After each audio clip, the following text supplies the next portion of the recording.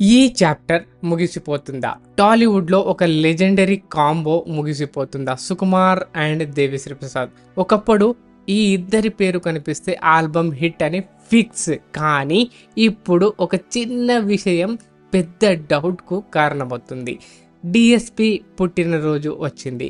దాదాపు అన్ని cinema teams vices చెప్పాయి. కానీ RC-17 టీం మాత్రం సైలెంట్ గా ఎందుకు ఉండిపోయింది? ఇదే ఇప్పుడు పెద్ద ప్రశ్న. ఇదే సమయంలో RC-17 కి కొత్త మ్యూజిక్ డైరెక్టర్ వస్తున్నారనే టాక్ కూడా నడుస్తుంది. శశ్వంత్ చెద్దావ్ పేరు కూడా వినిపిస్తుంది. కానీ ఇంకా అధికారికంగా ప్రకటన అయితే మాత్రం లేదు. ఒకవేళ ఇదే నిజమైతే సుకుమార్ కెరియర్ డిఎస్పి లేకుండా వచ్చే తొలి సినిమా ఇదే అవుతుంది. అదే అభిమానులను ఎక్కువ షాక్ గురి చేస్తుంది. ఎందుకంటే ఈ కాంబో కేవలం సినిమా చేయలేదు, మ్యాజిక్ క్రియేట్ చేసింది. ఆర్య జగడం 100% లవ్, నాన్నకు ప్రేమతో అండ్ పుష్ప 2.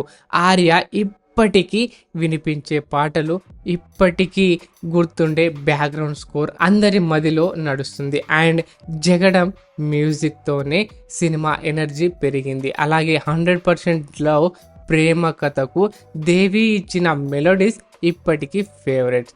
అలాగే నాన్నకు ప్రేమతో క్లాస్ ఎమోషన్ కు స్టైలిష్ మ్యూజిక్ జోడించింది డిఎస్పీనే. అండ్ ఆర్య 2 రంగస్థలంలో రంగమ్మ మంగమ్మ ఎంత చక్కగున్నావే పాటలే కాదు, బీజిఎం కూడా సినిమా ఆత్మగా నిలిచింది. అలాగే పుష్ప దాక్కో మేక అండ్ శ్రీవల్లి ఊ అంటావా ఈ ఆల్బమ్ పాన్ ఇండియా లెవెల్లోనే సంచలనం సృష్టించింది. అండ్ ఆర్య 2 చూస్తే ప్రతి ఒక్క సాంగ్ ప్రతి ఒక్కరి మదిలో పాటలు పాడుతాయి. ఇన్ని సంవత్సరాలు సుకుమార్ విజన్ కు డిఎస్పి మ్యూజిక్ ప్రాణం పోసింది. అందుకే ఈ ఇద్దరి బాండింగ్ ను అభిమానులు స్పెషల్గా చూస్తారు. కానీ గత కొంతకాలంగా మైత్రి మూవీ మేకర్స్ డిఎస్పి మధ్య డిఫరెన్స్ ఉన్నాయని వార్తలు అయితే వస్తూనే ఉన్నాయి.